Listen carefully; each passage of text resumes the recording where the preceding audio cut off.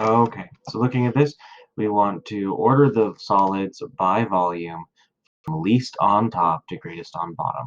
So we want least on top, and we want to go to greatest on bottom.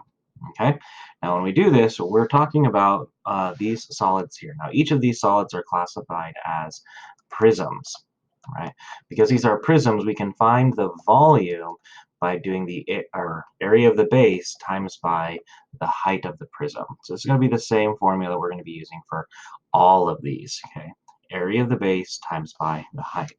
Now looking for the first one here, to find the area of the base, we do the rectangle on bottom, which would be 5 times by 2, which gives us 10 for the area of the base. So the volume is going to be equal to 10 times by the height, which we see is 11.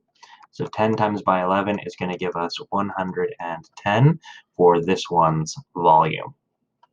Okay, then for the next one, we see that we're going to have area of the base, okay, which is this triangle here. So to find the area of this triangle here, it's going to be the same as the area of the top. So we're going to see that it's going to be 1/2 times by 6 times by 4, or 1/2 times by 24, or 12. Okay, now that we have the area of the base, we can plug it into this formula here. So we can say that the volume is going to be equal to 12 times by, and then it's going to be times by the height, which is 8. So 12 times by 8. So we're going to see that our volume is going to be equal to 96. Okay, next we can find the volume of the third one here.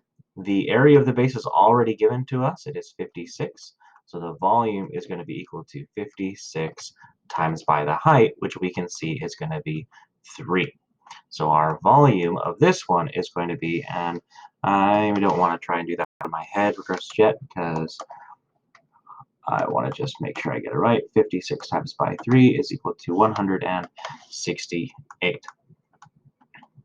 Okay, so if we were going to start arranging these from least to greatest in this one right here, we're going to start with the pentagonal prism, and then we're going to go to the rectangular prism, and then we're going to go to the triangular prism. So we're going from, greatest on bottom, pentagonal on bottom, rectangular in the middle, triangular on top.